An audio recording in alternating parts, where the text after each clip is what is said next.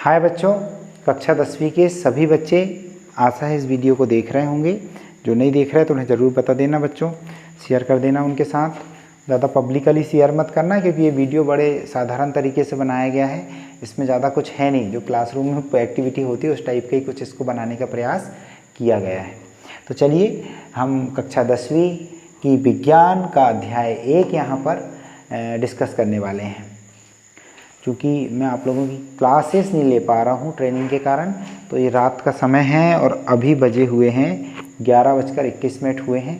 तो चलिए आधा घंटा पढ़ लेते हैं, फिर 12 बज जाएंगे, फिर मुझे भी सोना है, आपको भी सोना है। तो हम अध्याय 1 पर चर्चा करते हैं। आपका जो अध्याय 1 है उसका नाम है रासायनिक अभिक्रियाएं एवं समीकरण। आपका अध्याय है रासायनिक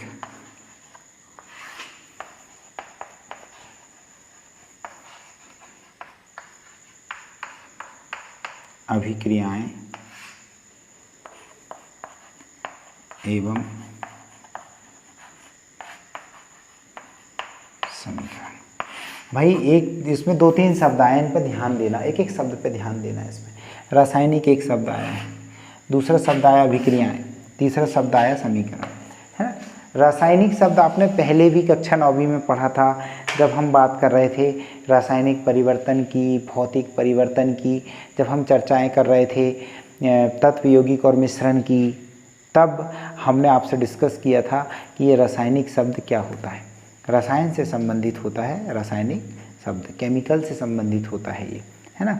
तो भाई अब हम बात करेंगे कि ये रासायनिक अभिक्रियाएं होती क्या है। जैसा कि आपने पिछली कक्षाओं में पढ़ा है कि रासायनिक परिवर्तन होते हैं, कोई रासायनिक परिवर्तन नाम का टर्म है। मुझे लगता है कि आपको याद आ गया होगा कि जब पदार्थ के आंतरिक गुणों में परिवर्तन होता है तब उसे हम रासायनिक परिवर्तन कहते हैं। बाहरी गुणों में परिवर्तन होता है तब हम उसे भौतिक परिवर्तन कहते हैं। अवस्था में परिवर्तन होता है तो भौतिक परिवर्तन।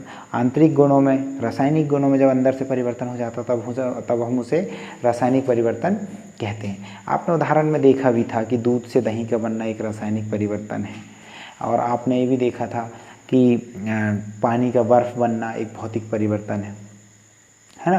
तो रासायनिक परिवर्तन जब होते हैं तब जो अभिक्रिया घटित होती है उसे हम रासायनिक अभिक्रिया कहते हैं।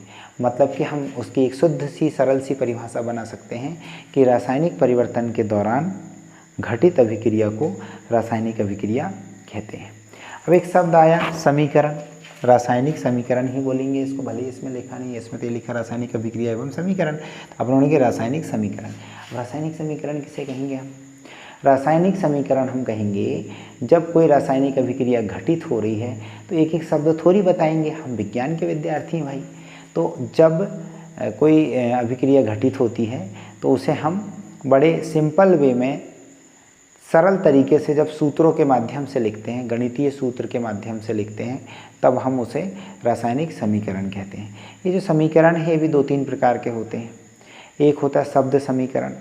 शब्द समीकरण में एक एक शब्द को लिख दिया जाता है। जैसे कार्बन प्लस ऑक्सीजन बराबर कार्बन डाइऑक्साइड, तो पूरा कार्बन लिखो जी। जैसे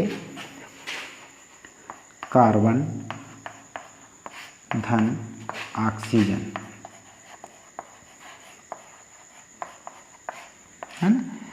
एक कार्बन और 2 ऑक्सीजन बराबर क्या बन जाएगा? पूरा लिखो आप शब्दों में, कार्बन डाई ऑक्साइड लिखते हैं अपन, कार्बन डाई ऑक्साइड। तो ये इतना लंबा चौड़ा लिखेंगे अगर, तो फिर तो बहुत मतलब काहे के वैज्ञानिक रह गए आप। तो विज्ञान पढ़ रहे हो तो विज्ञान तो सरल करने के लिए कोई भी चीज़ को, तो उनने बोले कार्बन का एक चिन्ह बना दो जिसे प्रतीक कहते हैं। आपने पूर्व की कक्षाओं में पढ़ा भी है प्रतीक को। तो कार्बन का चिन्ह बना दिए C, फिर धन की जगह धन, योग हो रहा ना तो धन लिख दिए, फिर ऑक्सीजन की जगह में लिख दिए O2, और कार्बन डाइऑक्साइड की जगह में लिख दिए CO2। तो किसी रासायनिक अभिक्रिया को गणितीय रूप में लिखना रासायनिक समीकरण कहलाता है। आपको कक्षा 8वीं और कक्षा 9वीं के भी मैंने वीडियो डाला है आज, उनको आपको पूरे देखना है बच्चों।